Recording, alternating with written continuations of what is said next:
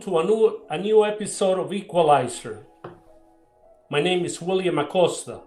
Today we have the honor and privilege of hosting a man whose life story embodies courage, sacrifice, and patriotism. Ric Prado, one of America's most respected intelligence professionals. Ric was born in Cuba, where his early years were marked by Fidel Castro's communist rise. His parents decided to send him to the United States as part of Operation Peter Pan. At just 11 years old, Ric found himself in Colorado in an orphanage, a beginning that will forge his life commitment to defending freedom. Determined to serve the country that welcomed him, Ric joined the U.S. Air Force as a pararescue (PJ) in one of the most elite rescue operation forces in the world. There he trained in combat medicine, regular parachuting, high-altitude parachuting, underwater recovery, and survival under extreme conditions. After his service, he continued as a paramedic in fire rescue. That experience hardened him and his resolve and prepared him for the next chapter of his extraordinary life. After his service, he was recruited by the Central Intelligence Agency, where his unique combination of linguistic ability, military discipline, and cultural adaptability made him invaluable. Over a 24-year career, he served in the paramilitary and cover operations across Latin America, the Middle East, East Asia. During the Cold War, he trained and fought alongside the Contras in Nicaragua as part of the U.S. effort against Soviet and Cuban expansion in Central America. Living for years in the jungle camps and operated under the alias Captain Alex. Later, Ric co-founded the Laden Task Force in 1996, years before 9/11 drew the world's attention to Al-Qaeda, and went on to serve as chief of operation at the CIA's Counterterrorism Center, where he played a central role in coordinating America's response to global terrorism following the attacks.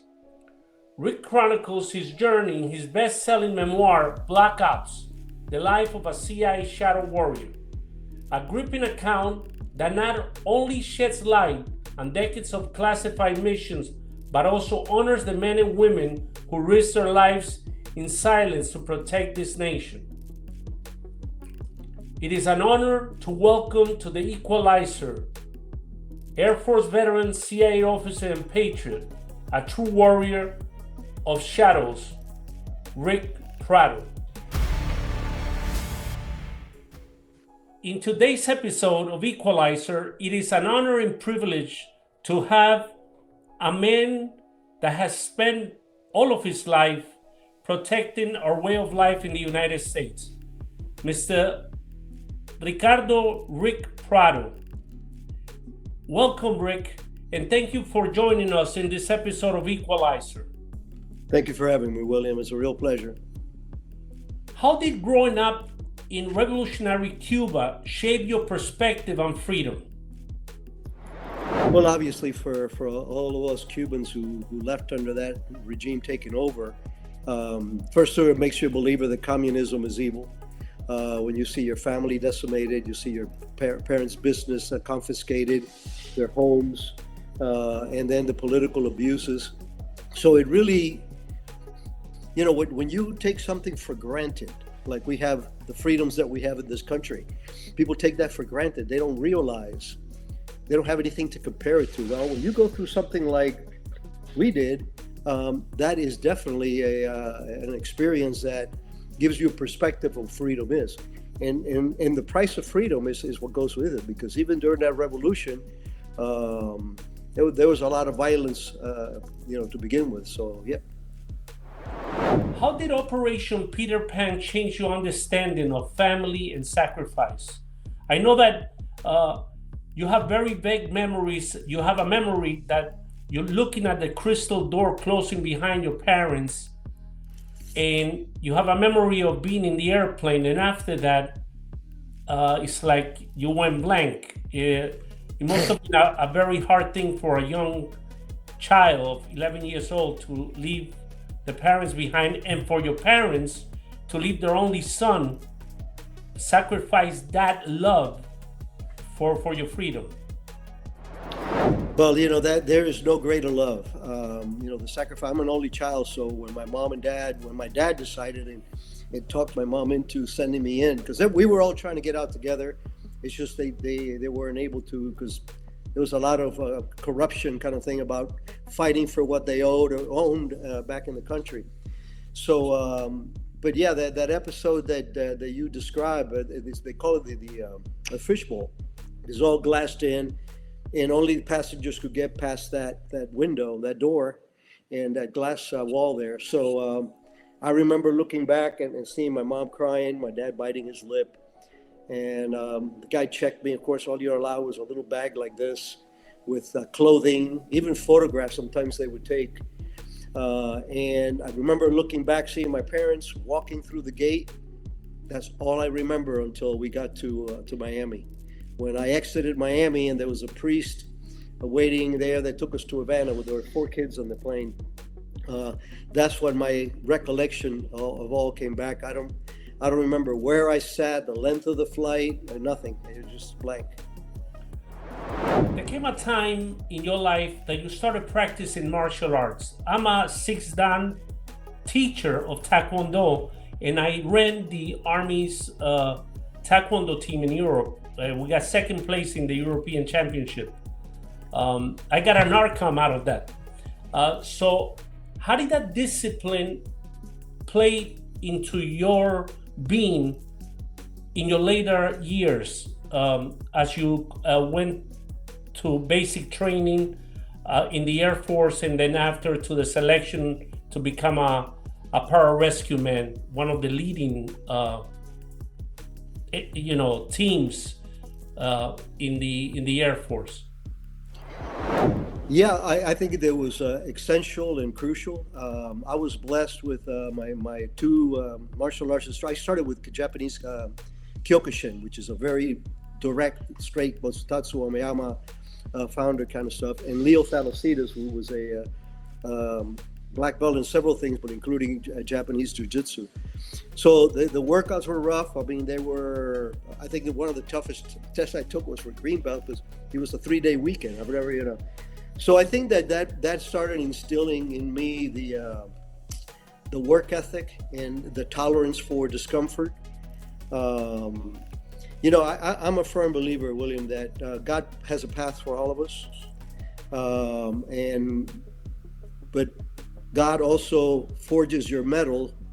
So if you do accept that path, you'll be able to walk it with confidence. And I think that was all part of, when I left Cuba, I went straight to an orphanage in Pueblo, Colorado. So I went from Cuba to a week in Florida to Pueblo, Colorado. And that orphanage was a rough start. But that was the beginning of that forging of my mettle, so I could make it through the extensive training to get into pararescue, which is one of the SOCOM Special Operations Command units, along with Green Berets and SEALs and combat controllers and Marine Raiders. So I think it was essential. I've practiced the martial arts. I still hit the bag. I still do. I don't go to classes anymore. I have a 4th degree in Kempo, and I have a first degree black belt from the World Taekwondo Federation from prior training, and then because I was in Korea for 2 years. So yeah, I love it. All my kids started when they were 7. Yeah, I got to go to the Cookie One in Seoul, Korea, when Young Kim was the president of the World Taekwondo Federation. He probably signed your certificate. A lot of the old timers. He was the president, the first president, because in Taekwondo they had the different kwons before the Cookie One and the International Taekwondo Federation made the split. So all of those schools came together, and now it is an Olympic sport. They have world championships. It's practiced everywhere. He has gotten a lot of things. I got to train a lot of young people over the years. The rents got too high, so I decided to close the schools because the rents are just astronomical. Unless you own the property, it's very hard to maintain them. Um, in your military, what drew you to the Air Force Pararescue training?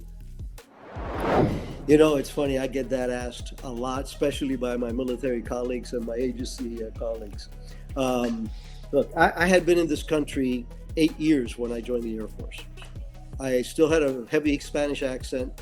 I didn't know the difference between Army, Navy, Air Force, or Marines. My passion as a kid, besides the martial arts, was scuba diving. I started scuba diving in my freshman year of high school. Got certified, the whole 9 yards. And so that was my passion. So I was in Miami-Dade Junior College studying to be a marine science technician. That was one of my many dreams. You know, I always wanted to do something special like military, maybe James Bondish kind of stuff. But the scuba was the beginning. And I met a friend of mine. I met a guy in class, in an oceanography class, and he happened to have been, that he was a pararescueman. And so he takes me to his house. He starts showing me these photos of us jumping out of airplanes with 130 pounds of scuba gear and shooting out of helicopters. And you get a cool hat, you know, I'm going like, sign me up. So it was fate. Every door that opened after that was because of pararescue. And arguably, even if I would have gone, you know, Green Beret, 18 Delta, which is their medics, I don't know that I would have had the connectivity that I was able to develop because of that PJ stuff and subsequent. So, essential. Did the military brotherhood you had preview to joining the CIA help you in team dynamics? Because people have the wrong impression. This is all a team effort. That no matter how good of a spy or no matter how good of a counterintelligence officer you are, it is a complete team effort.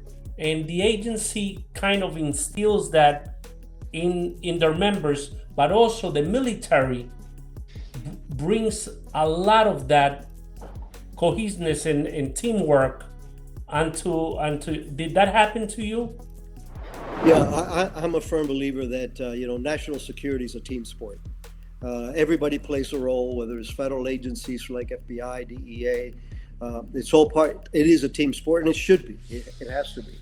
Obviously, the camaraderie that you build under stressful circumstances and danger is a forging that very few people can duplicate in the private sector. You may close a great deal for $1 million on a bank or something, and you got a lot to be proud of. But when you get shot at for the first time, and you look to your right and you look to your left, that becomes the brotherhood. That bond is sacrosanct. So it is indeed the agency, of course, which gets a bad reputation in the media, mainly because we do what's supposed to, what we're allowed to do. That is one of the reasons I wrote Black Ops, because I wanted to have a story out there that told people what the CIA is all about, and most importantly, what the people in CIA are all about. So being a pararescueman was one of the reasons I was able to get in the door. You know, the agency has a special activities center. It was a special activities division when I was in, and that is a division which is part of the Directorate of Operations, and it is all from the ranks of our military special operations forces. Everybody in that division have a military background of the special, Ranger on up, kind of stuff. So that is part of that instilled discipline. But then again, one of the biggest things with the agency is that most of our work is done solo. We're on the street by ourselves. We're responsible for the most part for our own security, our own surveillance detection, our own tradecraft. Those are all things that you hone, and that's what keeps you alive. But because you are flying out there solo, your integrity has to be really 100%. Because if I'm dealing with an asset, by the way, there's no such thing as a CIA agent. CIAs are operational officers or case officers. Agents, FBI are agents, DEA agents. For us, agents are those people that we recruit. They're our sources. So, but again, you could be dealing with somebody at a very high level in government that you're trying to recruit, and if that person, you recruit them, and now you're giving you information, and if they give you a story, they tell you Mary had a little lamb, it was white as snow, and then I go back to the office and I said I forgot to ask something, and I make it up. You get caught in that, you're fired on the spot, because the only veracity that report has is my word of what I heard, and when we get to corroborate the sources, it's called source validation. So that's another thing that really enforces the integrity and the teamwork in the agency. Rick, what can we do as a society to help our warriors and our former CIA officers when it comes to preventing suicide? PTSD is a real disease, it's a real problem, and trauma from explosives that shake your brain, the injuries that they cause could also cause somebody to become very unable to function normally. What can we do, or what can the government do to help these warriors? Well, I think we're headed in the right direction. To put it into historical perspective, when I was in the military, I went in 1971, got my beret in 1973, early 73, and I remember coming through the airport, and I had my beret on and everything else because I just earned it. So, and people literally spitting on the ground as we walked by. And we were children killers and all this BS that was out there. So that has changed quite a bit. I love being in an airline, and they say, like active duty military personnel, you will board first. Thank you for your service. Those are all things it's nice. I think the culture is turning a little bit to that. But the PTSD issue is a very serious issue, not only for military and CIA guys, but our law enforcement fraternities. They suffer of that quite a bit. PTSD is alive and well and real. I know it. There are things that you'll live through that you will never be able to forget. I heard a saying a few months ago that the guy said, it is easier to forget those of you who you killed than those who you could not save. So our first responders suffer from a lot of that, people that they cannot save, not only the people that they have to take out.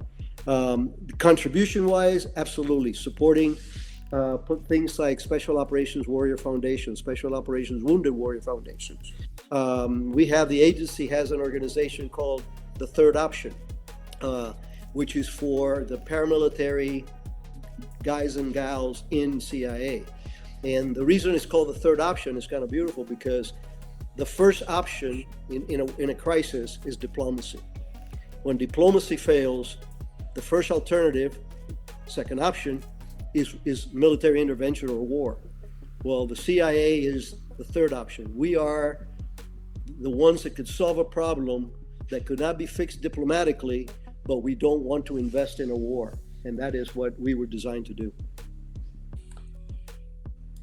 How did you win the trust of the local fighters in your early years in Honduras training the Contras?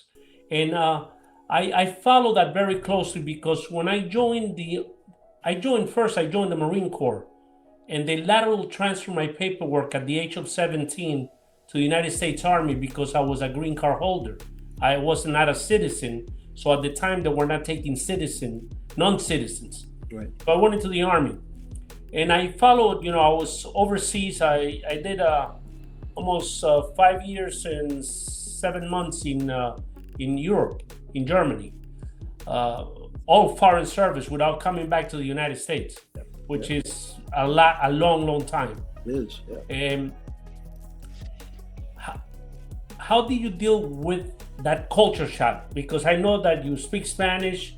I know that, we are all Latinos, but Central America is a little bit different. Well, it was first of all, I did 24 years in the agency. I never had a bad job. But arguably, when forced, those 3+ years, I was there a little over 3 years, were the best of my career. First of all, because it was all new to me. Second, because I was 30 years old. But the reason I was able to gain their confidence very early was, for the first 14 months of that program, I was the only CIA officer allowed to go to the camps. And I was there as a Honduran major. I actually had identification and everything else provided by the Hondurans. All our camps were in the Nicaragua-Honduras border, which is very porous. So, first of all, I was their only source for those first 14 months. I was the only source of supply, whether it was medical or material, fighting material, training, everything that was training for them, headspace and timing on a 50 cal, firing the RPGs, claymore mines, you name it. I was the guy out there going to 2 camps a week, every single week, Monday through Friday, for a little over 3 years. And I led by example, because that's what I learned from the likes of Wayne Fisk and the likes of the Billy Waugh, subsequently in that case, but definitely Wayne from before, is that, a good leader leads by example. I'm not going to ask you to do anything that I haven't done before, and most likely in front of you. Then you can't deny it. So it was a perfect combination for me. I was their Santa Claus, I was their protector, and I was their instructor. And it was, like I said, it was the most rewarding job that I've ever had in my life. And the reason that it was so rewarding for me, and I didn't figure that at the time, much later in my life, when I had a little time for introspection, it was the reason that place felt so good to me was because at the age of 10, I saw my parents lose everything, including their son. And now, at the age of 30, I'm helping these men and women of the Contras to fight the same monster that destroyed my first country. So that made it very memorable. The first ones to be helping the Contras were the Argentines, which were a couple of, I will call them untrained policemen and not intelligence or counterintelligence officers. And they were giving all weapons to them.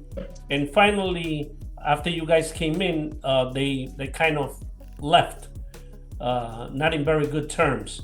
Why do you think the CIA decided to make Honduras and the Contra operation a priority in the 1980s? It was real simple. We had a president coming in that wasn't going to take the nonsense that had gone before him. When Reagan took in, he said, my backyard is sacrosanct. We are going to get communism out of our backyard, and we're going to go after people that want to do us harm. Perfect example is the Iran hostage situation.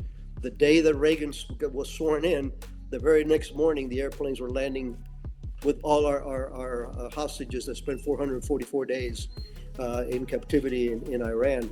So he declared war, and the biggest and more legitimate one was the Nicaraguan Sandinistas, because unlike Castro, when Castro took over, he did not admit that he was a communist. He did not admit that for a year or two afterwards.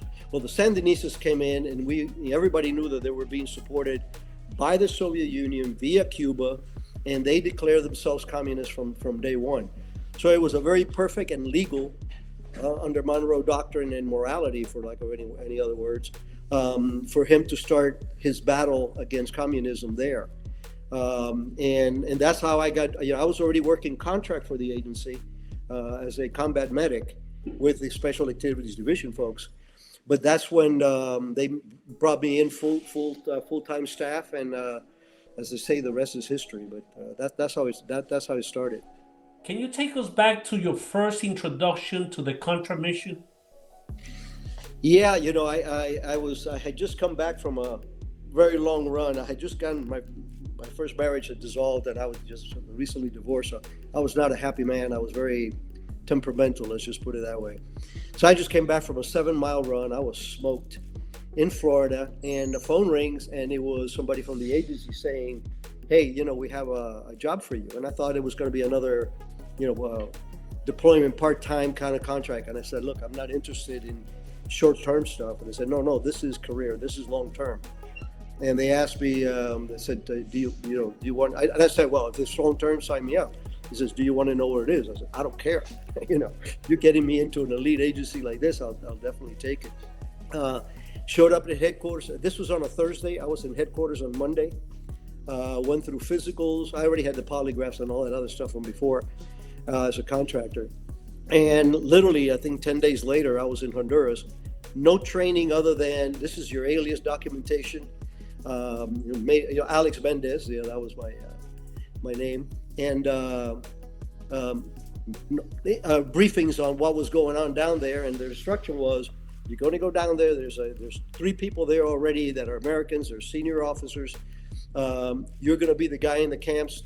You're going to be training all these folks. And I'm going like, yeah, this is great. So yes, how do you pull off the accent from being a Cuban with a very heavy accent to training yourself to talk similar to Central Americans, Hondurans, Nicaraguans, Salvadorians? Yeah, it's funny because first of all, if you have not been exposed to Cuban Spanish, you have no idea what it is. I mean, it's a very different language almost. For me, first of all, I was dealing mostly with the peasantry. Yes, the leadership of the Contras and everything else, and even the Hondurans. The Hondurans knew that I was an American. They did not know that I was Cuban because I used Puerto Rico to the people that were witting of who I really was. I was a Puerto Rican former special military guy. And there's certain phraseology that comes up that little by little you absorb. But first of all, I didn't fool everybody. There was people that were going like, yeah, sure, he's Honduran. But those were the people that would know, the difference. It was fun. It was fun. Obviously, when the intelligence leaked from, because we have penetrations of, like in anything, counterintelligence is a major thing.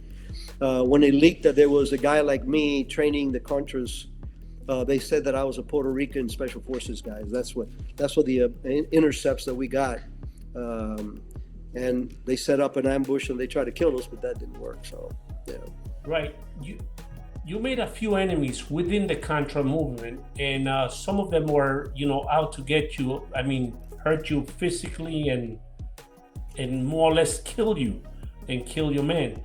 How do you handle that pressure, and how were you able to navigate on that pit of snakes? Well, first of all, let me highlight the fact that this was the exception, not the rule. What happened was the commander, Suicida, of my favorite camp, he was my favorite commander, he got killed. And 2 of the guys that were his subordinates were always shaky. But, Suicida was a very tough kind of guy, so he kept everybody in line. Well, these guys, it's not that they hated me personally. They just started becoming what we call cuatreros. They were stealing cattle. They were armed to the teeth because we had armed them to the teeth. They were infringing in the little town, the Honduran towns that were nearby, owning the whorehouses, drinking at the bars, getting in fights, all this kind of, it was really bad.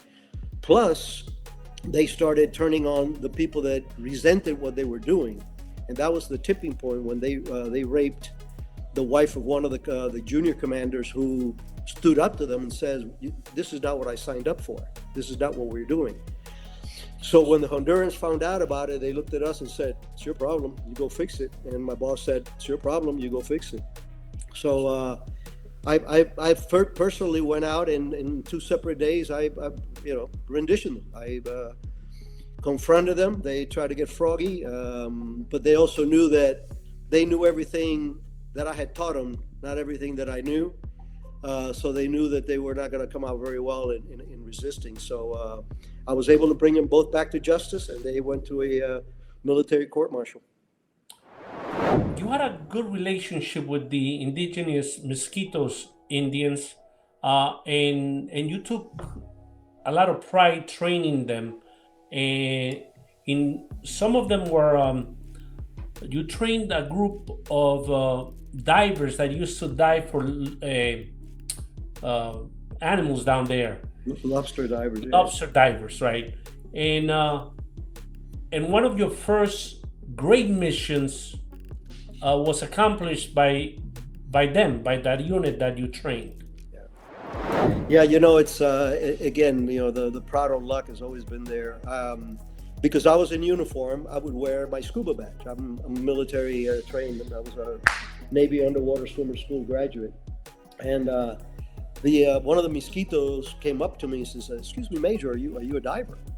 And I say, "Yeah, I'm a military diver." He says, "So are we."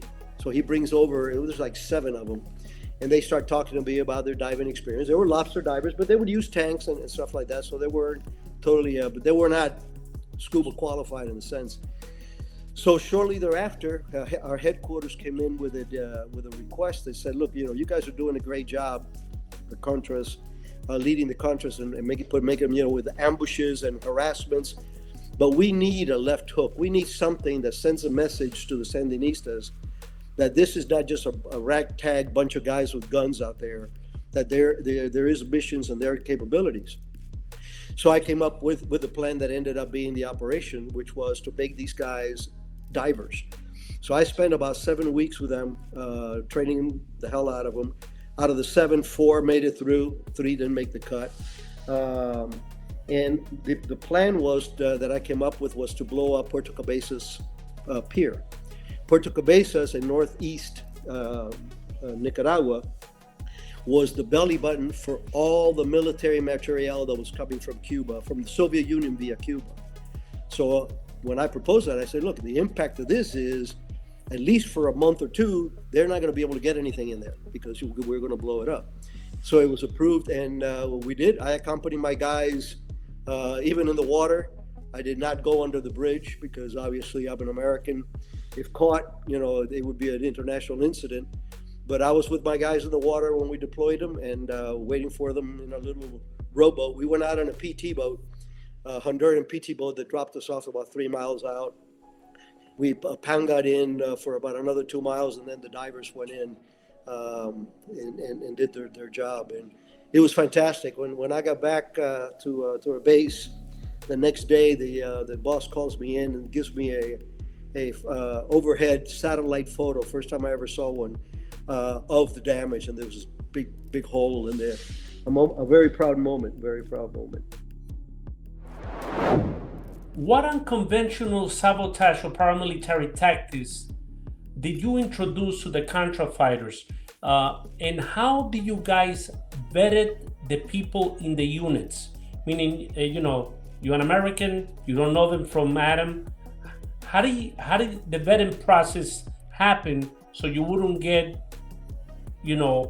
people from all walks of life, or criminals, or people with criminal records and stuff? Yeah, and even more dangerously, infiltrations. The Sandinistas under the Cuban tutelage were very dynamic in trying to infiltrate anything that was the Contras. So I guarantee you, every camp that I was in, somebody was informed. That's just the nature of the beast. It's just like our liaison relationships with every country in the world that we have relationships with the intelligence community. I guarantee you, there's somebody there that is not our friend and is reporting to the Russians or the Chinese or terrorists or whatever.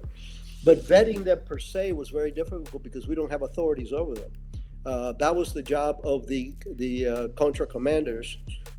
Those are the ones that we supervised. Those are the ones that we sometimes even polygraphed to make sure that they were not tolerating any abuses, and also as much as possible trying to vet their own people. Because how do I vet 500 peasants that are in 2 camps in the Nicaraguan border? There's just no way. So, right. With so many fragmented Contra groups, how do you build unity and loyalty among their leaders? I'm not talking about the fighters. I'm talking about the leadership. It actually had to be both because they were pretty much all cut from the same cloth. You mentioned it. There were 3 very distinct factions. Okay, you had the FDN, which were the former military under Somoza that left. Those people were vetted. Guys like Enrique Bermudez was one of the most wonderful, legitimate, true Christian warrior, patriot that I ever met. Unfortunately, he was assassinated. And those are the ones that was the FDN. Then you had the Mosquito Indians, which are a Native American race, for lack of a better word.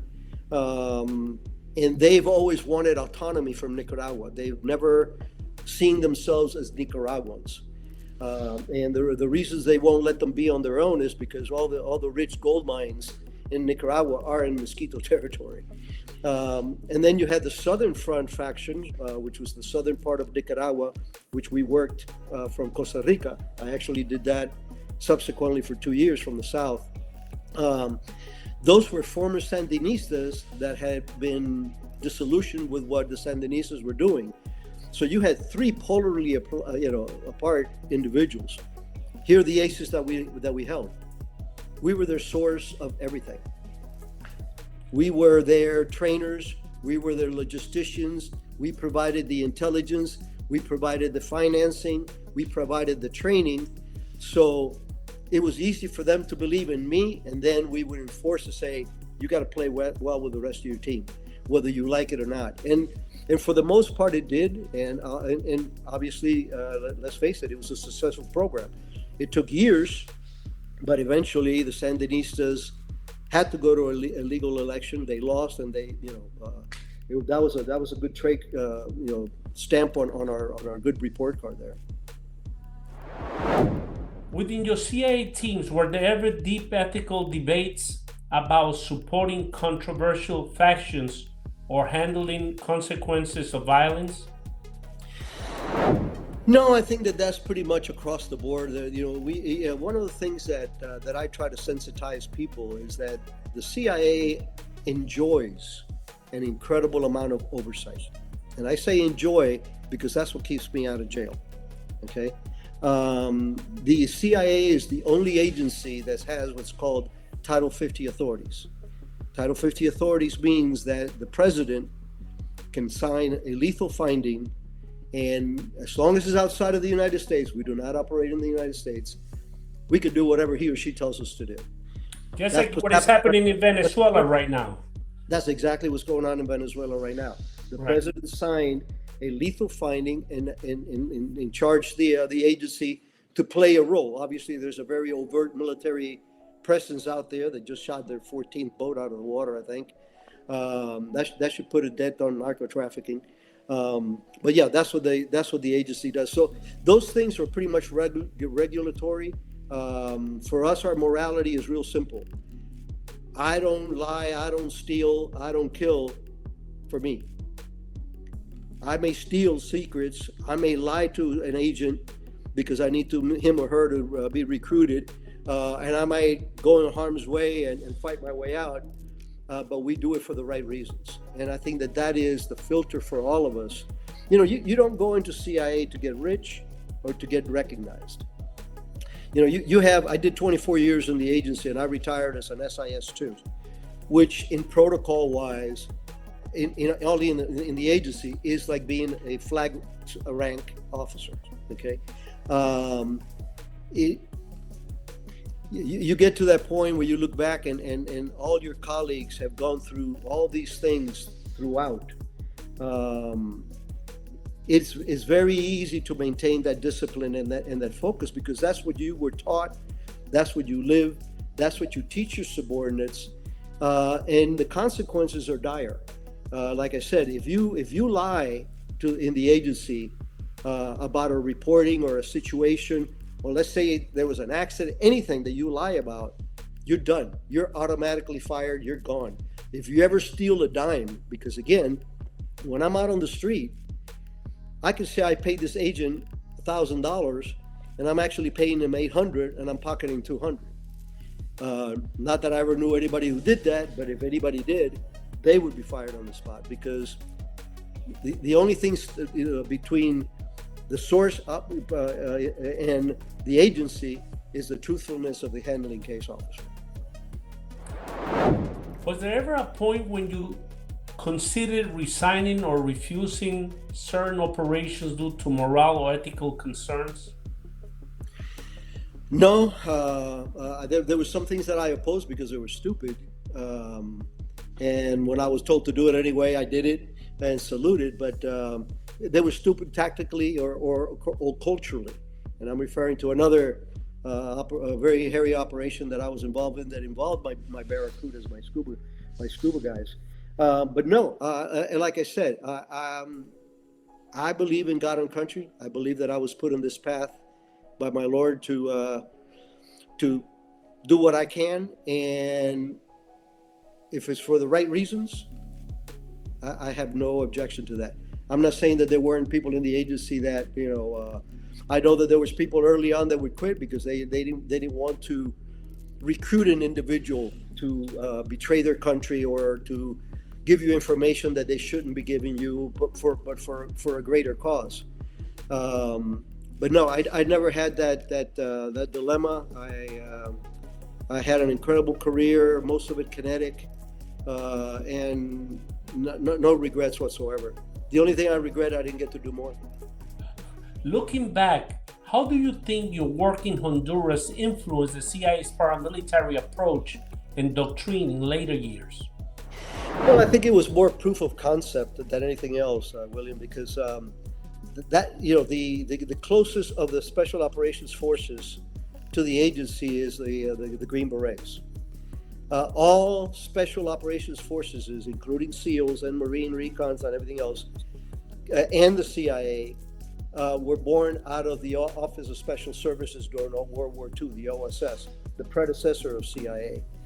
So for us in the agency, especially our paramilitary officers, like myself, we were immersed in the hearts and minds, being able to form a bigger group. The ethos is being a force multiplier. Here I am, I'm a solo guy in the camps for 14 months.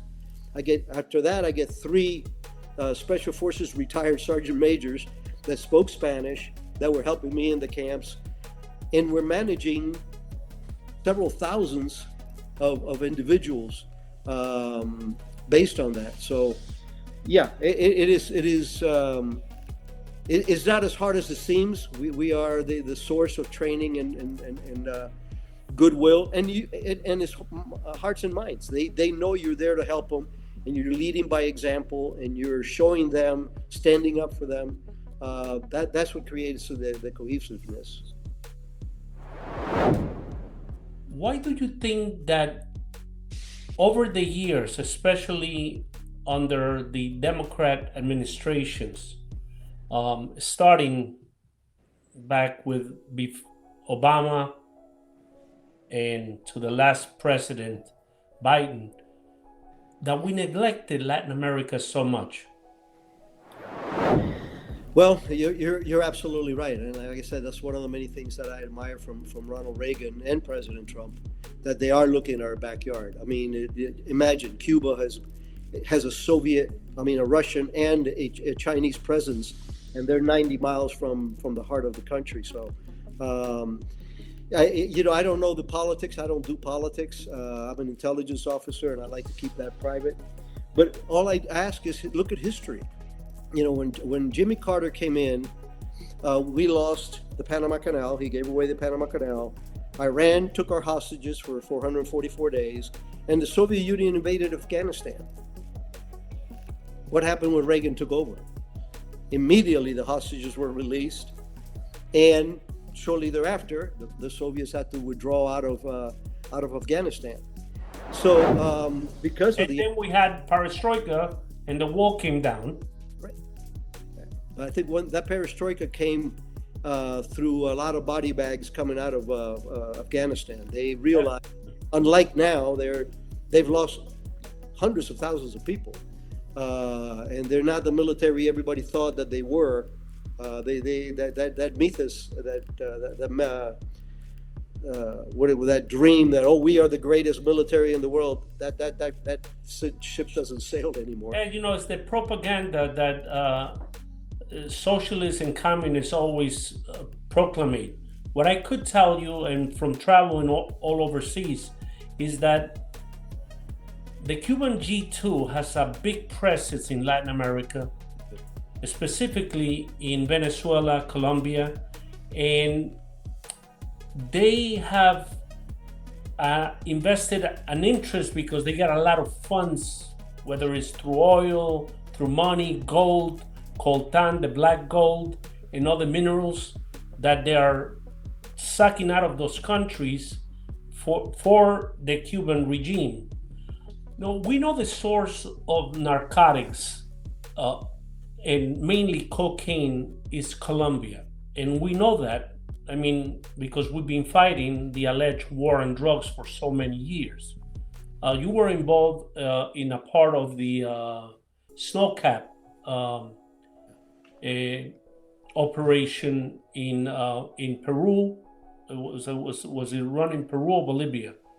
Both actually. They Both, were right. yeah. That was an international program. It's an international program. Yeah, Those programs and the monitoring of after President Obama, Biden. Biden. Obama and Biden, yeah. Biden made a negotiation, some type of negotiation with President Petro out of Colombia to turn off the satellite monitoring of the coca plantation fields. They turned off that, and now we have 4 times more plantations than when Pablo Escobar and the Cali cartel were in the heyday.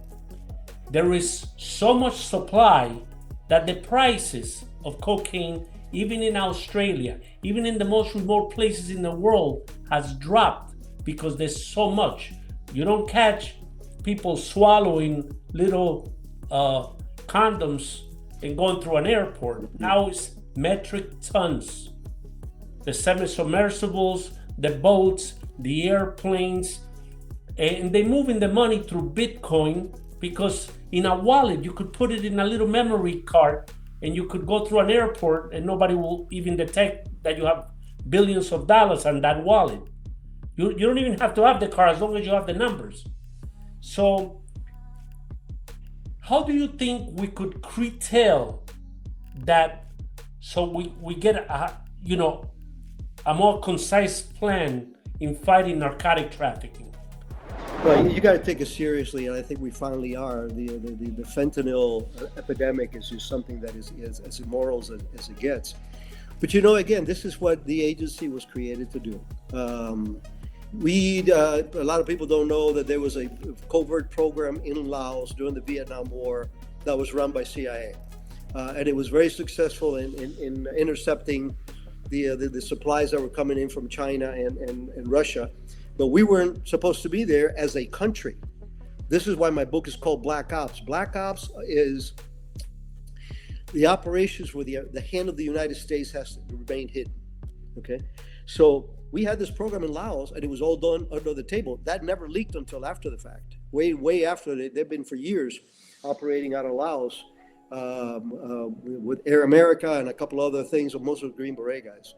So we have, if the president gives us the authorities, we have the authorities to attack a place that is meaning to harm us. So I believe that the fentanyl and the cocaine and all that other stuff is no different than them infiltrating somebody into the United States and blowing up a mall. The intent is the same. The methods are different, but the intent is to hurt us and to destroy us. So if that is what you're facing, cry havoc and let slip the dogs of war. We could do that.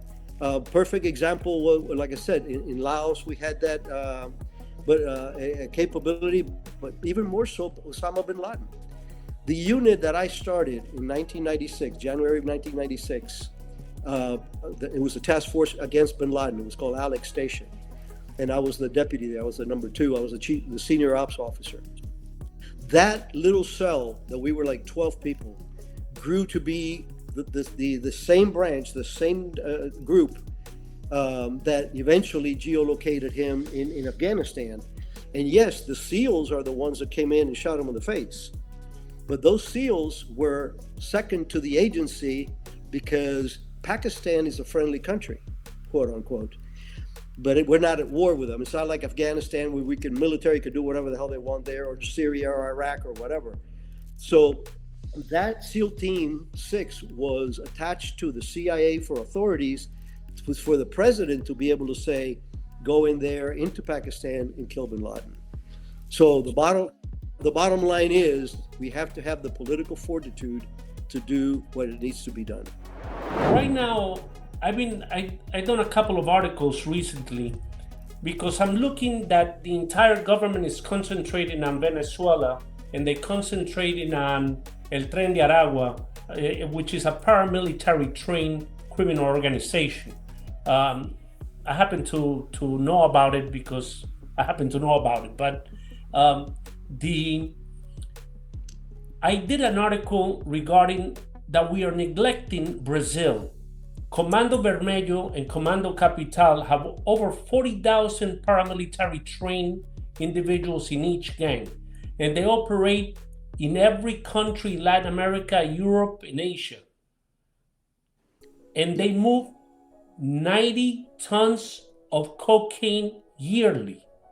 Yep. Multimillionaires, they are controlling a lot of the illegal gold mining in Peru, Bolivia, Brazil, in Colombia, and they work together with these other factions, whether it's the ELN, the Nueva Marquetalia, which is the offshoot of the FARC that didn't demobilize, and they work with El Clan del Golfo, which were the former AUC, the paramilitary's right wing in Colombia. And we neglecting to view them as an enemy. We already named the organizations in Venezuela narco-terrorist organizations, including the Maduro regime and his people, including the Tren de Aragua. But in Venezuela, you have 8 different trains, because a train is the vehicle inside a jail that mobilizes criminals. All of these people, including what they call the colectivos, which was men and women that they recruited, just like they did in Cuba, to become the eyes and ears of the regime, and they gave them military training in Fuerte de Tuna, in Caracas, and in other forts, and they send them out to the poor places in Venezuela to control the opposition from coming down from these mountains to protest. They, gave them motorcycles, Chinese motorcycles. The jail in Tocoron had over 2,500 Chinese motorcycles, thousands of rounds of ammunition, high caliber, military weapons that were marked for the Venezuelan military, and they also had over 1,000 computers, and they were mining Bitcoin out of the jail. So they built a tunnel for them that goes out into the lake, and in the lake there's fast boats waiting for them to take them to airports to leave and go to the different places in Latin America to set up shop, with the intent of damaging democracies all over Latin America, Central America, the United States, and now they are in Europe. And you know how they got to Europe? $500 ticket to Spain. They don't require no visa to get into Spain, and they are in the European community. And they are spraying all over. They in Italy, they in Portugal, they even in Albania. So the gloves need to come off somehow. Because this is a war. This is not it's a asymmetric war. That if we don't do them harm, they're going to come and do us harm as a country. I mean, we have plenty of trained people, whether it's police, all of that. But there is a thing that I don't agree with. You know what it is? That after a certain age in this country, you're forbidden from getting a job. They put an age restriction, 37, okay, you're no longer fit to do anything. And that kills a lot of goodwill It kills a lot of good people with solid knowledge. Knowledge not only in languages, but actually working in those countries. Because I've been through it left and right. You know, you apply, oh, you're too old, you're too this, you're too that, you're too that. You know, it is true. Look, but again, to answer the first part of your questions, it goes back to political will. You were in the military. You know that, you know, the U.S. military, there, other than nuclear, nobody can toe-to-toe with the U.S. military when it comes to conventional war. Nobody. Not the Russians, not the Chinese, not the Iranians. You know, just ask the Iraqis and a couple of others. You know, so that political will to empower your tools, and that's what we are. We're tools. Whether CIA, FBI, DEA, military, special, all that, we are the tools for the administration. So you have to have the political will to do that. As far as the actual implementation, I think the first thing is the declaration of these organizations as narco-terrorist organizations that are specifically targeting Western democracies to undermine our countries and take them over for whatever reasons. The enemy of my enemy is that kind of stuff. So again, it's a matter of recognizing. Now, in justification about what's going on with Venezuela, you got to pick your fights and you got to pick your timing. You know, our president's been in power not even 11 months. And I think we've accomplished quite a bit in this country since then, in the operational side, with the military side, and the intelligence side. So there's a lot of revamping going on in our agencies.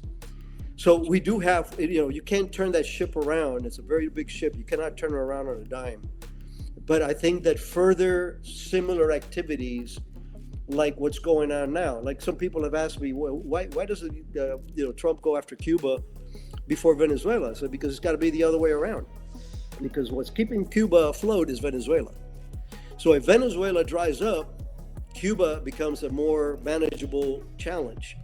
So it's a matter of identifying these enemies, legitimizing them, the fact that they are legitimate enemies of this country and Western hemispheres, Western countries, and act accordingly, defend accordingly. We have the tools, we have the manpower, we have the courage, we have the training.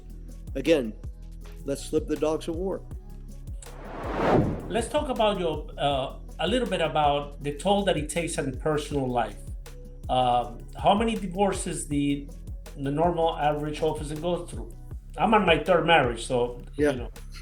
Yeah, it is rough. I think the attrition rate there is across the board, like it is in most, you know, like especially the special military and our law enforcement. It is very demanding. I was blessed with the fact that my wife is also Cuban. She was born in Cuba. She lived under communism a lot longer than I did. She didn't come out until she was like 14 years old. And so she knew I was CIA. She knew that I was doing God and country, and her support was a bastion of what I was able to do. My wife never said, why are you coming home so late? She knew that I was out working, you know, it wasn't. So I had that blessing, but the stress is there. You know, we moved our family every 2 or 3 years to a completely different country. People here get in a tizzy if they have to move to another state. Imagine every 2 or 3 years you're telling your family, hey, we're going to Korea. Hey, we're going to the Philippines. Hey, we're going to South America. Hey, we're going to, you know, it is very hard on marriages. It's very hard on the families, hard on the kids. Some kids really thrive under that because they get exposed to that multiculturalism that's out there that we are almost insulated from in the United States. But some kids do not, or some families do not adapt. So the toll is that drinking is an issue with people in the agency, just like it is in the special military, just like it is in law enforcement. The stresses are there, and it is something that we need to continue. You know, when we have Memorial Day and Veterans Day, I always include our military and our law enforcement. You know, they're 2%ers. You know, only 2% of the population serves in the military at a given time, and it's probably the same with law enforcement. Only 2 or 3% of the population ever serves in law enforcement.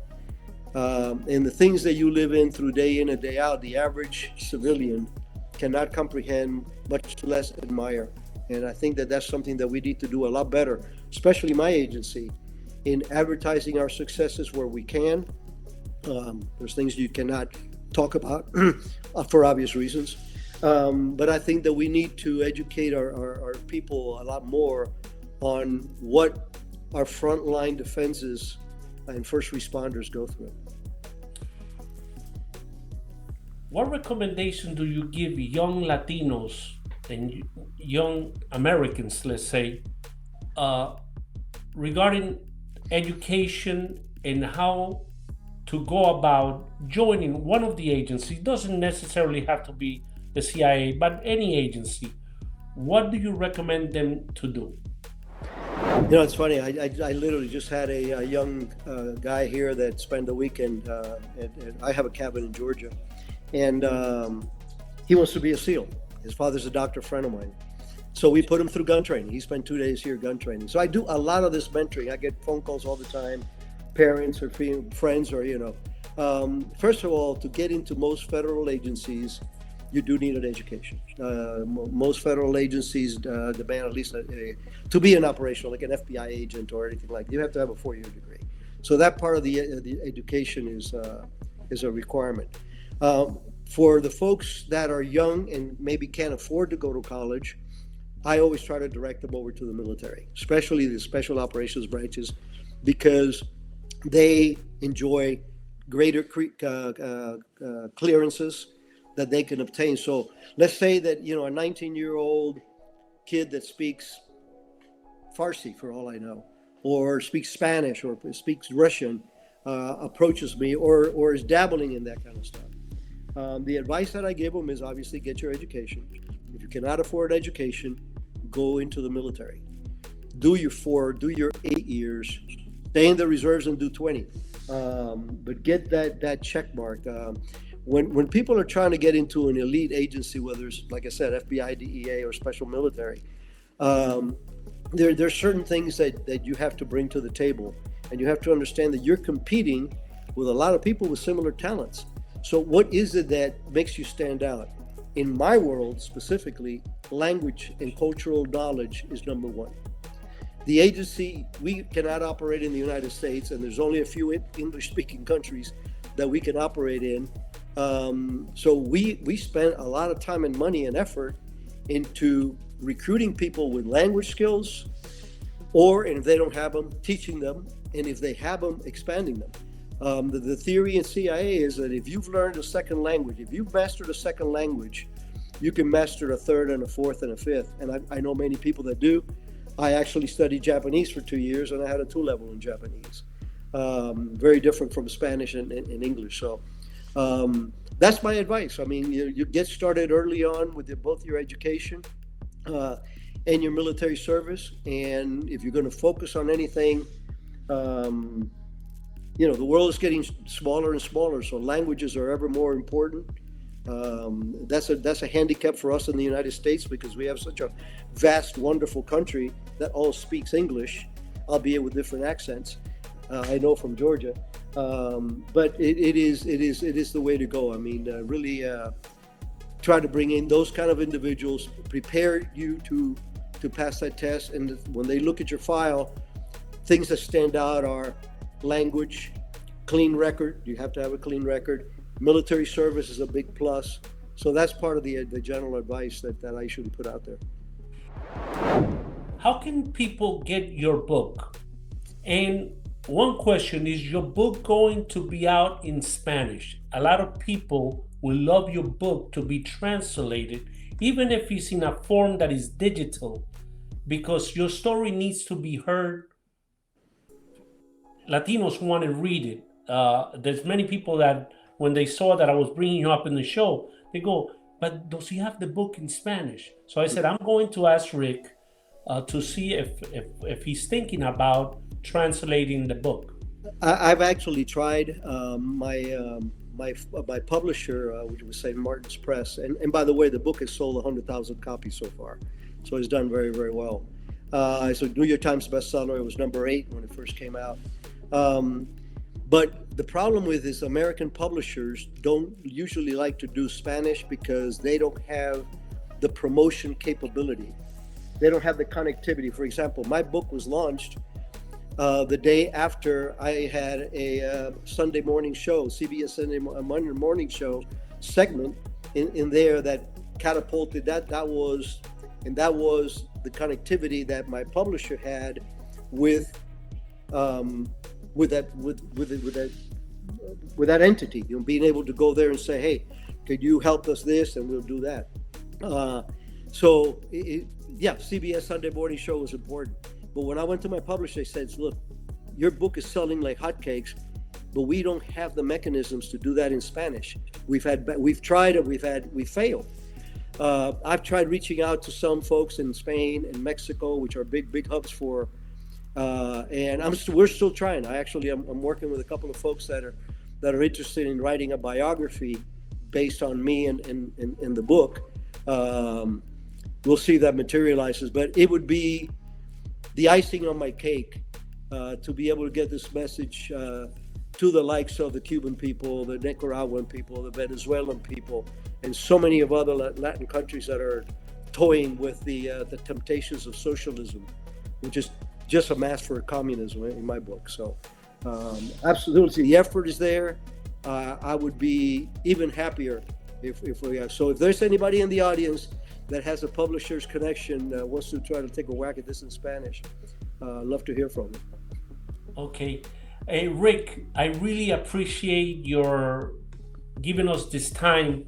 It's an honor having you, and I thank you for your friendship. Consider you my friend. And if there's anything I could ever do for you, my doors are always open. I really appreciate it.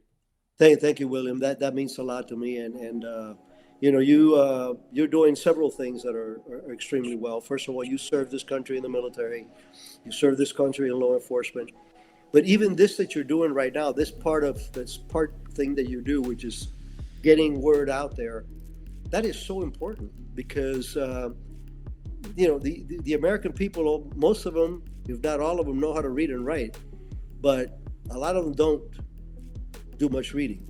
And podcasts and interviews and stuff like that is a great educational tool. So that is a service, that's a third service that you're providing, and I thank you for that. No, I have a lot of admiration for all of the agencies, and especially the CIA, because they always get a bad name and a bad reputation, narcotic trafficking, this, that, and a lot of nonsense that is not true, that what you see in intelligence might not be what you really are seeing. There's something hidden behind that message. So, whatever the public interprets doesn't mean that that's what is actually happening. And that's the lovely part of intelligence, especially undercover intelligence. You can't reveal all your secrets. Well, I think that's the Achilles of any democracy and of any intelligence services inside a democracy. Is that, look, the FBI had Ruby Ridge, and that was a big scandal. 6 weeks later, they capture the most wanted man, or they shoot Dillinger, and they can brag about that. The agency can have a compromise. We all do. I mean, it's like I said, it's not an easy job, and it's a dangerous job.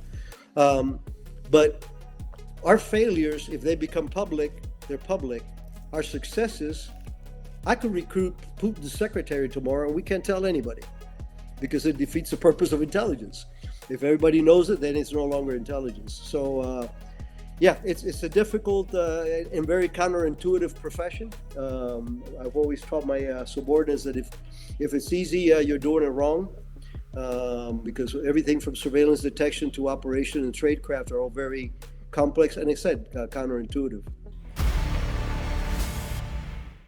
We extend our deepest gratitude to Mr. Ric Prado for sharing his incredible story and reflection from a life spent on the front lines of freedom. A special thanks goes out to our viewers, our production team, all of our supporters whose dedication and effort make Equalizer possible. Your continued trust and enthusiasm keeps this mission alive. If you enjoyed this episode, don't forget to subscribe to our channel. Give it a like if you like these videos and share it with your friends and family. Stay connected and follow me through the links shown on the screen. And join us the next time for another powerful edition of Equalizer. Stay safe and God bless.